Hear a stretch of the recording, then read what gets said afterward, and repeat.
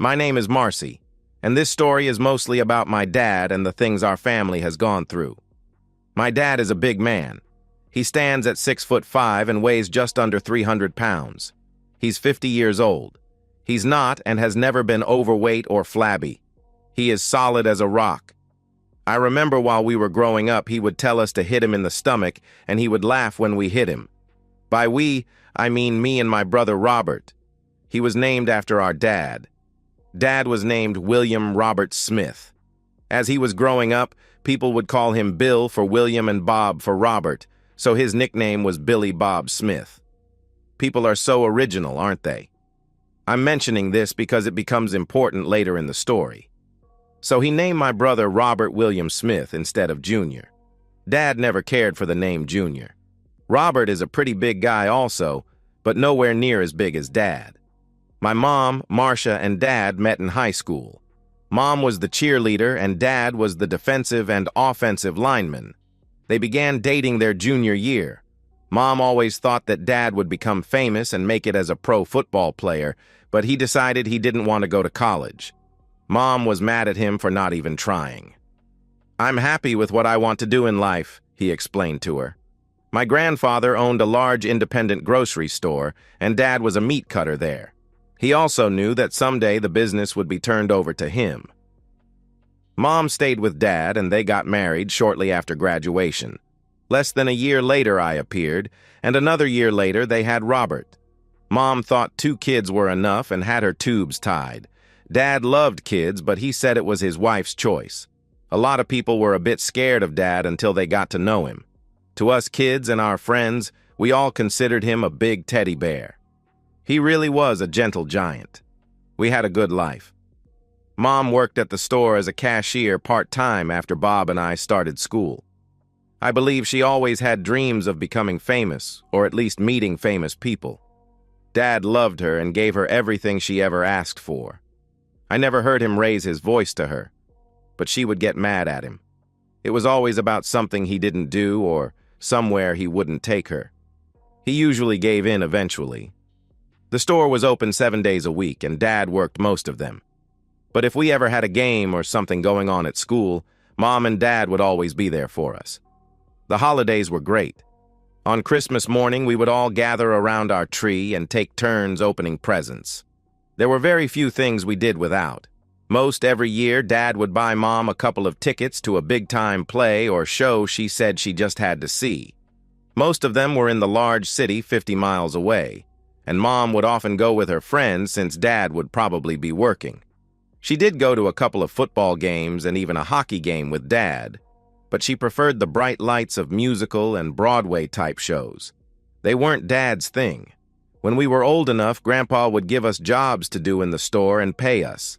It made us feel important. When we told Mom we wanted to own our own store when we got older, she about hit the roof. "I want so much more for you," she said. "You should go to college." "We plan on going to college to learn bookkeeping and get a degree in business administration," we told her. "It will help us run our own businesses." Dad kept quiet about it and said, "Whatever you want to do, I'll be behind you." I had just started college, and Bob would be going the following year. Dad already had the money set aside for us to go. It was then that our lives changed forever. Mom was getting mad all the time and said she was tired of working at the store and was going to start going out with her girlfriends. "Since you bowl every Friday, I'm going out with my girlfriends," she told Dad. "I'm not going to stay home alone."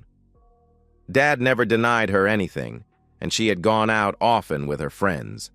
We owned and lived in a 4-unit apartment right next door to the store. Dad rented out 2 units, and we lived in the other 2. Bob and I lived together in 1 unit. It was rent-free as long as we took care of it. We each had our own bedroom, but Dad said we had to keep the place clean or he wouldn't let us live there. We felt so independent even with our parents just 30 feet away. We were allowed friends over, but Dad let us know that if we brought in alcohol or drugs, he would not be Mr. Nice Guy. We had a few friends who thought they would bypass Dad's rules. Big mistake. Dad grabbed them bodily and threw them out in the front yard, back to Mom and her going out. Dad didn't notice, but Mom was really dressing up to go out with her two friends, Lucille and Betty. What bothered me is that they were both divorced. I didn't see the need for Mom to get all dolled up. I mentioned it to Mom, and she told me, "They're my friends and I enjoy their company." I wasn't sure whether to mention it to Dad, but he usually knew what was going on around him.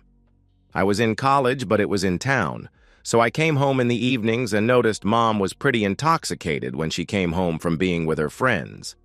Dad was usually asleep when Mom got home. I mentioned it to him one day. "I'll watch out for her," he said. The following week, Mom came home drunk again. When I told Dad, he said he would take care of it. He never raised his voice to Mom, but did tell her she should be drinking a little less. "I'm a big girl and can take care of myself," Mom told Dad. Dad told me he wrote it up to her going through her change of life, but he would be watching her much closer. The following week, he didn't go bowling, but decided to follow Mom. "I've never done this before and don't feel right doing it," he told me. "I've always trusted her." From the perspective of Billy Bob. My friends have called me Billy Bob ever since I was a kid. It stuck, and I still used it among friends. Marcia just called me Bill. As Marcy has told you, Marcia and I were high school sweethearts and have been together since our junior year in high school. I always wanted to walk in my dad's footsteps and enjoyed the grocery business. I knew I was big, and to stay in shape I lifted weights 3 times a week. I didn't want the muscle to turn to flab. Marcia seemed to always want more out of life. I think she watched too many Real Housewife programs. That wasn't real life. What we had was real life. Family who did things together and good friends who we could trust. We worked and we played. Marcia and I had a good relationship. She never complained, so I figured all was well. I got a bit worried when Marcy told me about her mother coming home drunk. I bowled on Fridays, had a few beers, and came home and went to sleep. I was always up early Saturday morning to work at the store. I never bothered Marcia. The following Friday, I followed Marcia and her 2 girlfriends to a bar. It was a hangout for more of a mobster-type crowd. I knew the area well. This shouldn't be the type of place my Marcia should be hanging out. I would have to talk to her about it later. This place would be nothing but trouble. I paid the $20 cover charge and went up on the second-floor balcony to watch all the goings-on. There were dancers performing on stage. I saw Marcia and her 2 girlfriends drinking it up. Eventually, the women were greeted by 3 men in suits. I knew right off that they were mob people. I could tell this wasn't the first time that they all had met. The women got up and started dancing with these men. I didn't care at all for the liberties this one jerk was taking with Marcia. When the music stopped, I decided to go downstairs and put a stop to it. As I was going to the staircase, I saw Marcia and the man she was with getting up and heading out a back door. By the time I got downstairs, they were already outside. "That door is an emergency exit only," the bouncer told me. "You have to use the front door." I thought about pushing him aside and using it anyway, but he was just doing his job. I guess the man Marcia left with had some special rights. By the time I got to my car in the lot, I could see one car pulling out. It must be the one that Marcia was in. I stayed back, hoping that they didn't know I was following them. It was a Lexus, and an easy car to follow. My worst thoughts came into my mind when I saw them pull into a motel. I drove on by and turned around and came back. I saw them entering room 107 on the first floor. It had an outside entrance. It was Marcia entering the room. Why would she come here with this lowlife? I was getting madder by the minute, trying to formulate a plan. After about 15 minutes, I stormed up to the door and with all my weight kicked it in. There was Marcia with this man being unfaithful to me. Needless to say, the door being busted open and me walking in pretty much stopped them. "Oh my God! Bill!" Marcia screamed. The man on top of her reached for his gun on the nightstand. I took a couple of quick steps and knocked the gun from the man's grasp. I picked him up by his neck and threw him up against the wall. I didn't stop there as I picked him up about 3 inches off the ground and put my hand around his throat. He tried to struggle free, but I held him firmly until he went limp. I let him fall to the floor. I looked over at Marcia, who was in tears. Get dressed, I told her. The police will be here soon. I picked up the phone and dialed 911, switching to the perspective of Marcy. Dad was never much of a talker, but he called me and told me he had just killed a man. I couldn't believe it.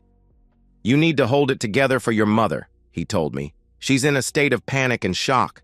I need you to pick up your mother later at the police station. There's nothing else I can tell you now. I was a mess. I called Grandpa and told him what Dad had said. I got hold of my brother Bob and he went to the police station with me. Mom did nothing but cry. I was so stupid, she kept saying. This is all my fault. A detective took me and Bob aside and told us what my father had said. The district attorney would be in to see what charges would be filed against my father. Who was the man he is accused of killing? I asked. Lee Fazio, the detective told us. He was a mob boss's brother. His brother Romeo was somewhat of the kingpin in the area. This brother was in charge of the trash haulers industry and was presumed to be a drug kingpin, except they were never able to pin anything on him. Romeo has already gone to the district attorney and demanded the death penalty for the death of his brother, the detective continued. Luckily, he doesn't have the district attorney in his pocket. We weren't able to see Dad before the trial. It went rather quickly. Mom had pretty much verified what Dad had said. She made a huge mistake and was unfaithful with Lee Fazio. It wasn't her first time, but now she totally regretted it. She told the district attorney that Dad busted into the room and Lee reached for his gun. Before he could get a shot off, Dad did knock it out of his hand. Dad didn't stop there as he picked up Lee Fazio and choked him to death. It was the last time my dad ever spoke to my mother. Because of the breaking and entering, he had to be charged with something. Dad's attorney said that Lee Fazio pulled a gun on him. Dad was protecting himself. It was self-defense. The jury came back with guilty of involuntary manslaughter since Dad had never had or used a weapon other than his hands. He was sentenced to 5 years in the state penitentiary. The Fazio family was outraged as they walked out of the courtroom. Romeo Fazio said it wasn't over. Dad just looked over at Mom as he was taken out of the courtroom in handcuffs. She was crying, as were the rest of us. He never spoke to her again. He told me he didn't want her coming to the prison.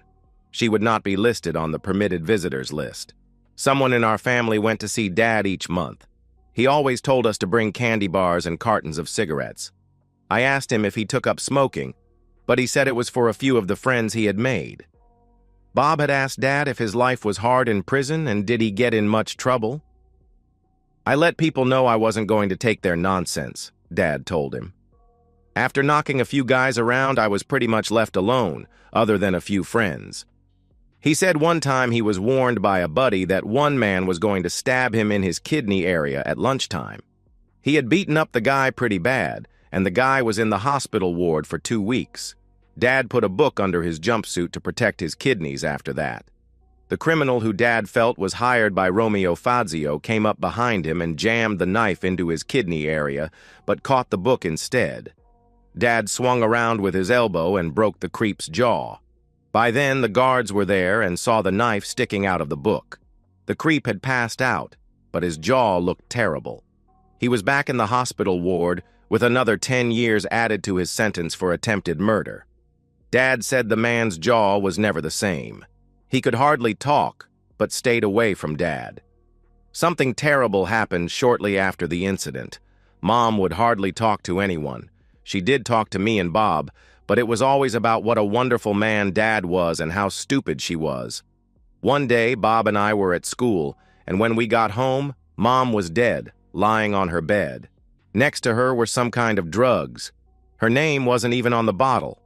We called the police, and they sent a crime scene specialist for fingerprints and anything else they might find. They ruled it as a drug overdose and possible suicide. Bob and I cried and went to see Dad. When he heard the story, he had tears in his eyes. It was the first time we ever saw our dad cry. Marcia was too strong-willed a woman to take her own life, he told us. Someday the truth will come out. After Mom's funeral, we hardly ever saw our grandparents on Mom's side. For some reason, they blamed Dad for Mom's death. It was now 3 years later, and Dad was up for early parole. Grandpa was there to let the parole board know Dad still had his job waiting for him. His apartments were also kept up, so he had a place to live. Other than the few run-ins when he first went to prison, he was considered a model prisoner and was released. We had a party for him at the house. We made sure that anything that belonged to Mom was now gone. We did keep pictures and a few keepsakes that we stored in the basement that Dad might want later. Dad had so many friends that came and saw him. Dad never spoke much, but his friends and family knew he was thankful that they all were there. "How's school?" he asked me and Bob. "We both have degrees in business management," we told him. "Right now, we both work helping Grandpa with the store." It was funny how many law enforcement officers were Dad's friends. Many have been his friends since high school. Dad did ask a couple of them about Romeo Fazio, but they said he was still in operation. He had other people doing his dirty work. They hoped to catch him someday. Dad and Grandpa had a meeting together. "I want to open 2 new stores," Grandpa said. "Bob and Marcy are doing great in the business. There's no way we can all make a good living at just the one store." Grandpa called Bob and me in. "Do you really want to be in the independent grocery business?" he asked us. "We do," we both told him. "We're opening 2 new stores," Dad told us. "You each will be managing one of them." We were so excited. It was what we always wanted, to follow in our father's footsteps. Mom, bless her soul, could never understand it. I guess it was in our blood. In the next year, we found 2 locations, and Grandpa and Dad were getting them ready. I was soon in my own store, or at least managing it, and Bob was managing his. All 3 stores were in a 30-mile radius, so we could see each other often. Bob and I had to find other places to live, close to our stores. It was different having to pay rent, but we were making good salaries now. One thing that I forgot to mention, but Dad knew, I was engaged to a wonderful man who worked in law enforcement. Dad thought it was funny when I first told him. We will be getting married in October. Bob was going with one of his new cashiers. They were going together, but no dates were set yet. If it all worked out, they were hoping for next year. Things were going well for us now.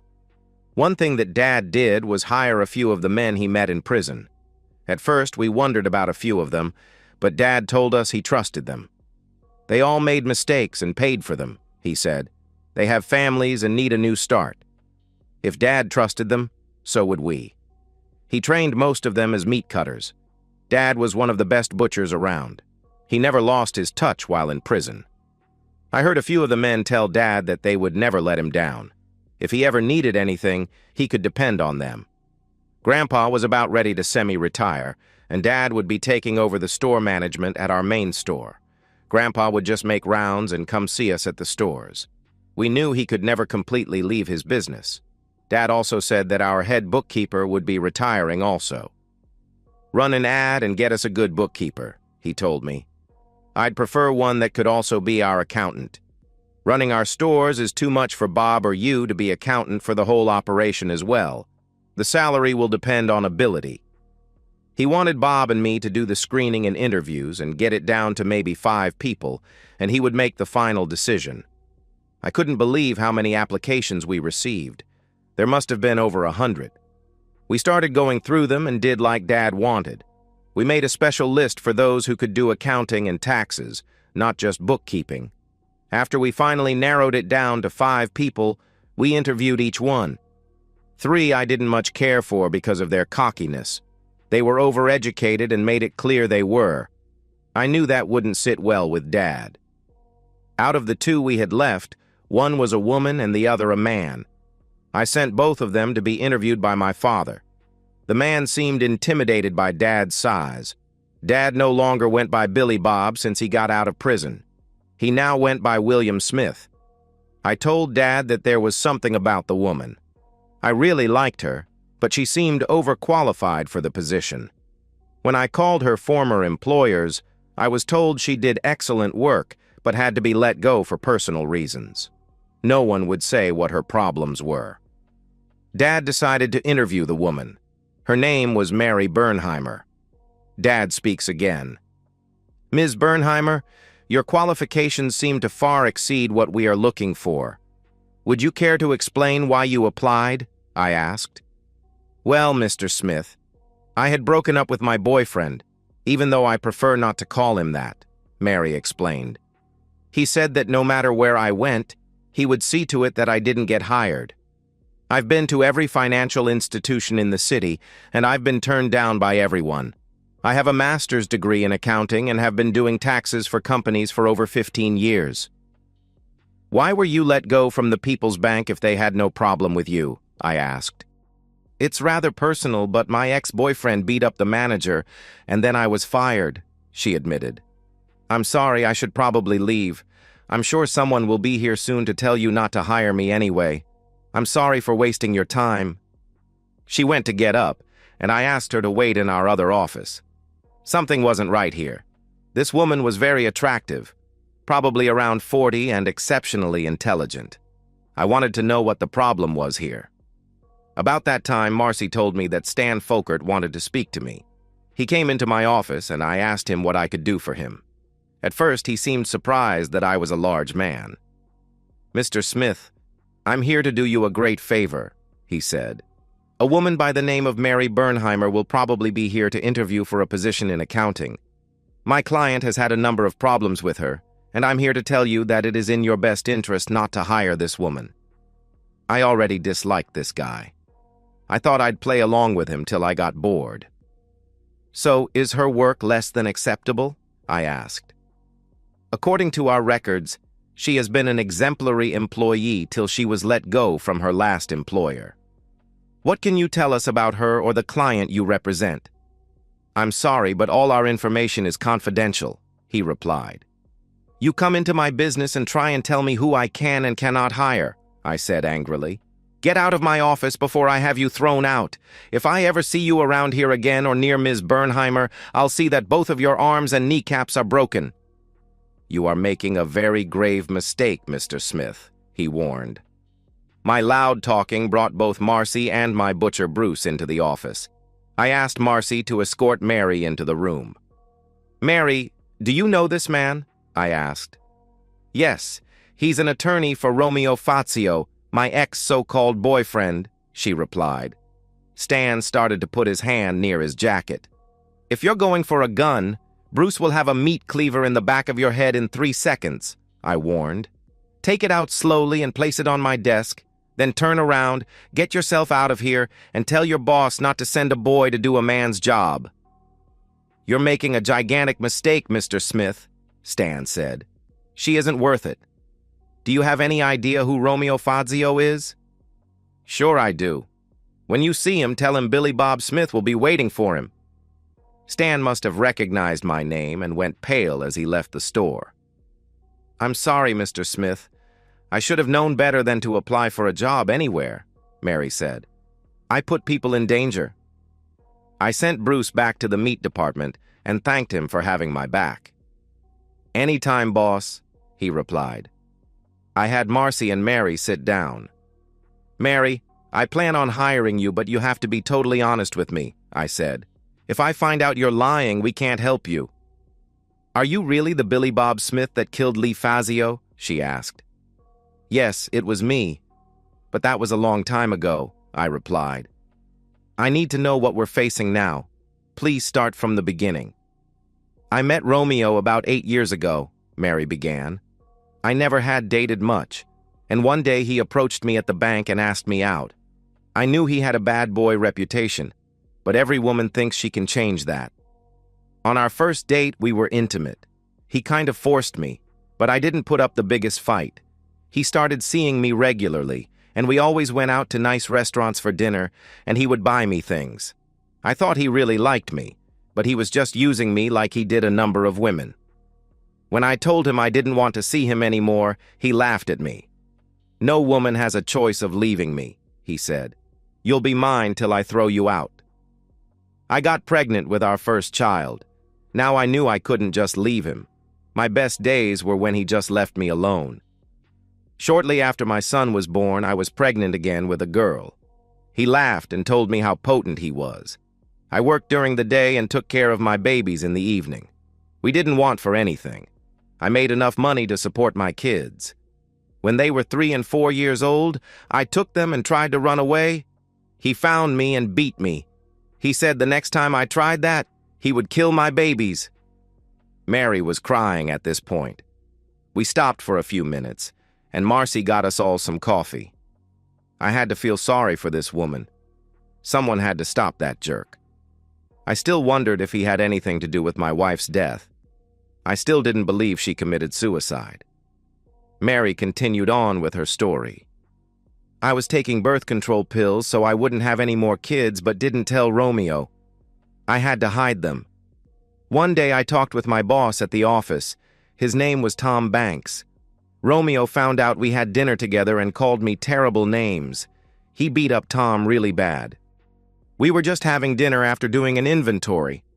Romeo wouldn't believe me. He took me to his club and let all his friends take advantage of me. I went along because I knew he would beat me if I didn't. Afterward, he told me I earned my freedom and to get out. The next day, when I went to work, I found out I was let go. I went to pick my kids up at daycare and was told their father picked them up. I called Romeo, and he said I couldn't have the kids. "You're an unfit mother, and I have the pictures to prove it," he said. He had taken them at the club. He put my kids in a boarding school. I went to a judge and he said I could see the kids every other Sunday, but they couldn't leave the facility. I tried to fight it, but I had no job and had to give up my condo and find a cheap apartment. I made sure I was there every other Sunday to see my kids. I miss them, and I know they miss me. This rest of the story you already know. Mary, one more question, I said. Did he ever talk about the death of my wife? He once told me that if I caused him any more trouble, that I would end up the same way your wife did, Mary answered. I wasn't sure what he meant because I would never commit suicide as long as my kids were alive. Mary, you got the job, and you can start tomorrow, I told her. She thanked me and even gave me a hug. After she left, Marcy asked if we were doing the right thing. If we don't help Mary, who will? I replied. She gave me a hug and a smile. Marcy and Bob were both back running their stores. They were told to watch out for anything that didn't seem right. Mary was working at my store, so I figured if there were any problems, it would happen here. She was so smart. She had no trouble at all using our computers and updating many of our files. I stopped in her office, and she mentioned a few ideas that would make posting much easier. Before we knew it, it was time to close shop. I asked Mary if she would like to stop next door at the restaurant and get a bite to eat. She told me she was really hungry, so we had dinner together. I asked her if she would be all right going home by herself, and she said she thought she would. Things were normal for about 2 weeks. Then one day, Mary left the store and called me to tell me her apartment was on fire when she got there. I rushed over, and the fire department was still there. The chief, who was a friend of mine, told me that someone left a skillet on the burner and didn't turn it off. I went to mention it to Mary, and she told me she hasn't used the stove in 3 days. Someone else started the fire. I told it to the chief, and he said it couldn't be proven who might have started it. Most of the damage was in the kitchen area. Bill, we had to break down the front door to get in and put out the fire, the chief explained. We would have no way of knowing if someone was here before us. We'll have to list it as an accident. I'm sorry. Mary was crying. When is it going to stop? Why won't he just give me my kids and leave me alone? Where am I supposed to live now? Most of my personal things are no longer any good. I hugged her. It isn't something I normally do, especially with employees, but this was an exception. Mary, everything will be okay. I'm here to help you, I assured her. I don't have anywhere to go. I've lost most of my belongings. I don't know which way to turn, she said. Mary, come home with me. I have an extra apartment since the kids moved out. You can stay there. Tomorrow we'll come and see if we can salvage anything. Believe me, I won't let anyone hurt you. I called Marcy and told her what had happened and that I was going to let Mary stay in her old apartment. Marcy was worried for her also. She told me she would take her shopping the next day and pick up some personal things. My kids are the best. I knew I had to develop a plan to take care of this jerk once and for all. I didn't want to go back to prison, but I would if I had to. Mary moved into the apartment across from me, and she and Marcy did go shopping and pick up some personal items and a few changes of clothes. The next day we went back and salvaged whatever we could of her things. Mary and I ate dinner at a restaurant, or she would make me dinner at her or my apartment. Bob and Marcy stopped by our store every couple of days to make sure everything was okay. We hadn't had any problems in over a month. I was beginning to really like Mary. I wasn't the type of person to show a lot of outward affection, but I believe Mary could tell how I felt. I was sure Marcy and Bob knew it too. They were always able to see changes in me. I also knew Romeo wouldn't give up that easy. He was the type to lull a person and then strike back. I figured I'd play his game. I had old friends that I trusted to keep an eye out for anyone seeming suspicious. They knew what to look for. I wanted to make sure my family was protected as well as Mary. It was now October, and Marcy was planning her wedding. We had a couple of weeks to go.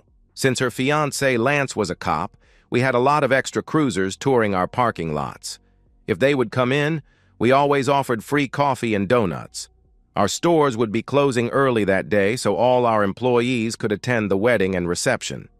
I wanted the best for Marcy. Mary would be going with me. She has told me she felt safe with me around. I made sure that I had lookouts at each store for the night. It would have been a good time to set some kind of trap. We didn't worry about trouble at the wedding since we had half the police force in attendance for Lance. The wedding was beautiful. Marcy looked like my little angel as I walked her down the aisle. It brought tears to my eyes even though I felt like an overgrown penguin in the tux. All in all, I made it through the wedding, and it was fantastic. At the reception, I removed my jacket and felt much better.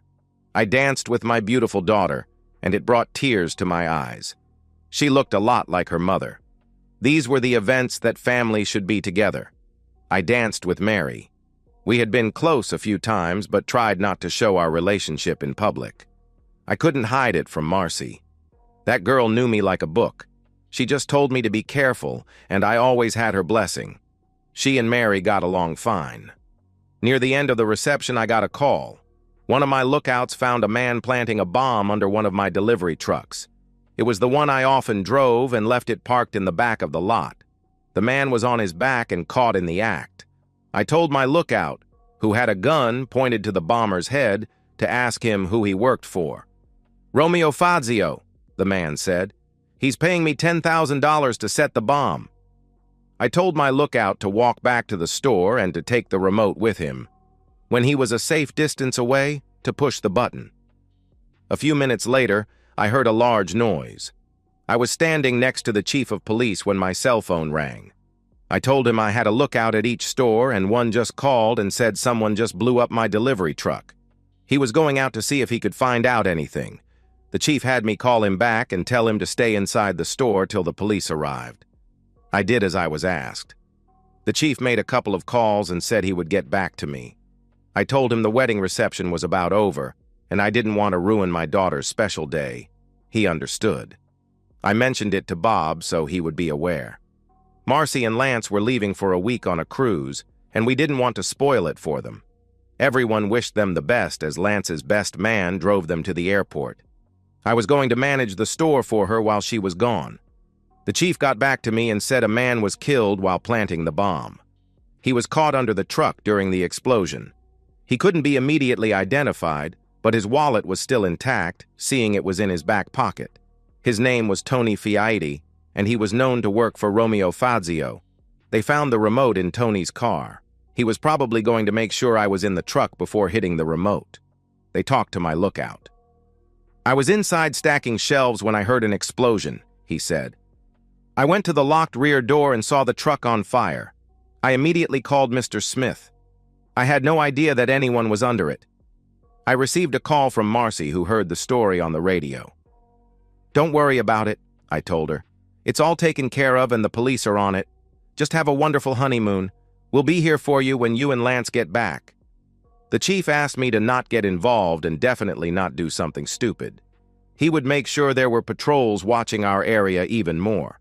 I told him I wasn't afraid of Romeo, so I wouldn't start any trouble, but I would finish it if he got in my face. This was me and my family he was dealing with. It was Sunday, and I took Mary to see her kids. I even went in to meet them. At first, the receptionist told me I wasn't allowed in, but I think I gave her a look she wasn't overly happy with. "Lady, Mary is my fiancée, and these will be my future stepchildren," I said firmly.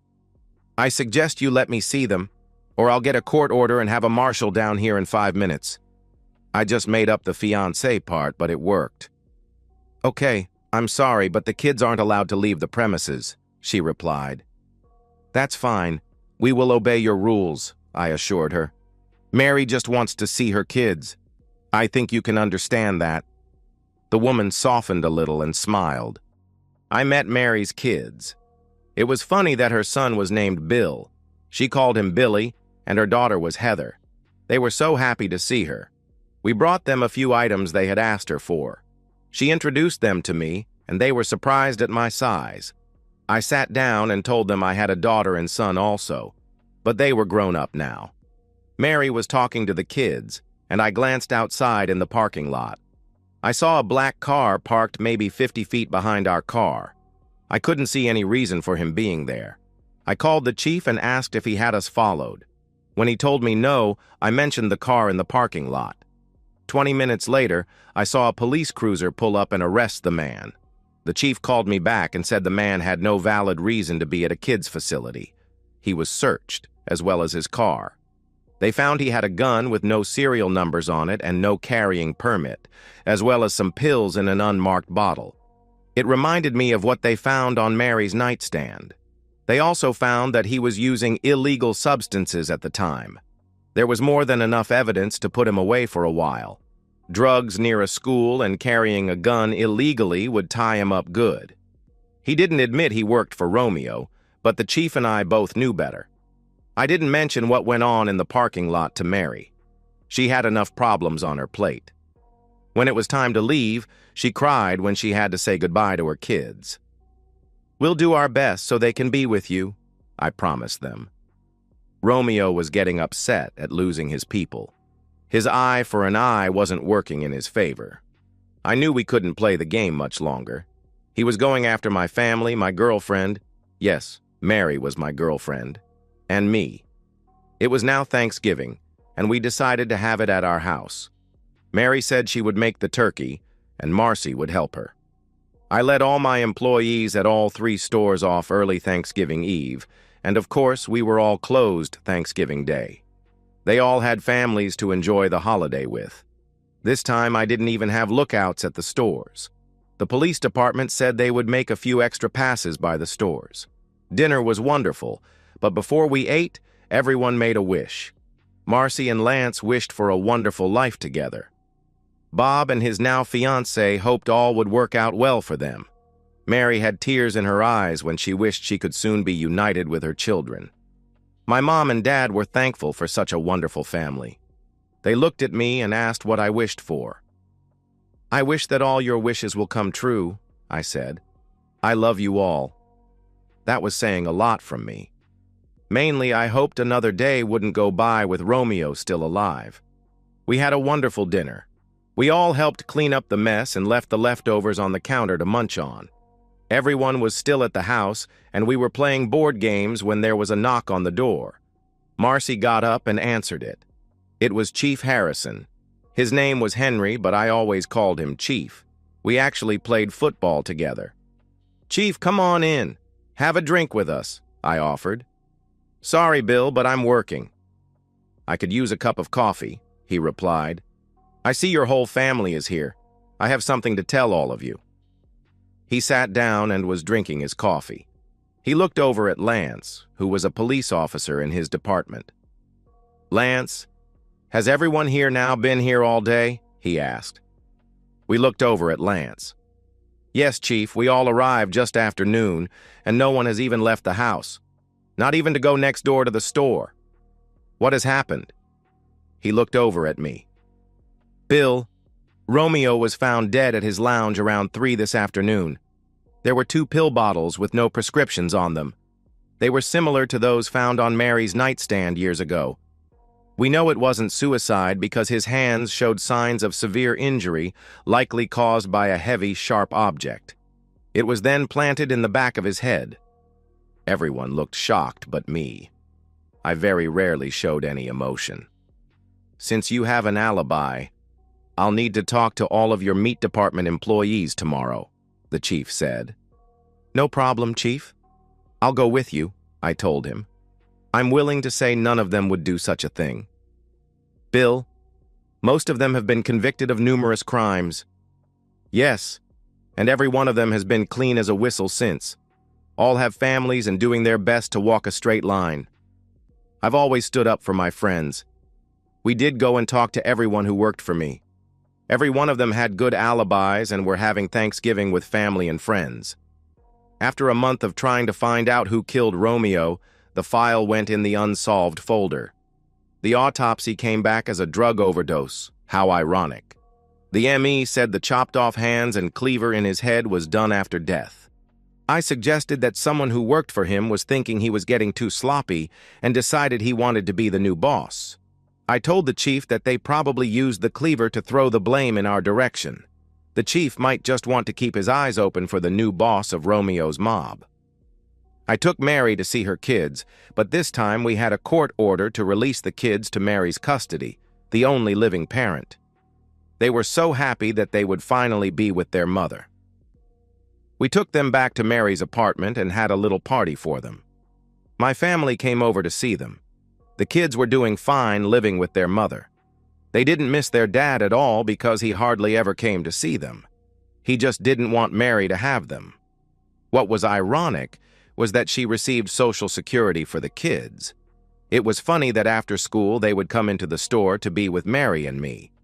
It reminded me so much of the old days when Marcy and Bill would do the same thing. The kids had a first real Christmas with their mother. We made sure they had plenty of gifts. I've never seen Mary so happy. I decided to go for it and pulled out an engagement ring and asked Mary to marry me. Yes, she said. We figured we would get married after the first of the year but before summer. We didn't want to interfere with Bob and Cindy's plans. They would be getting married in June. That night, Mary came over to my apartment and we shared a lovely evening together. It had to be one of my best Christmases in a very long time. And that's the end of today's story. If you enjoyed it, please give this video a thumbs up and drop a comment below. Your support helps the algorithm push my content further. If you're new to the channel, don't forget to hit that subscribe button. It really helps me keep creating more stories for you. Thanks for watching, and I'll see you in the next one.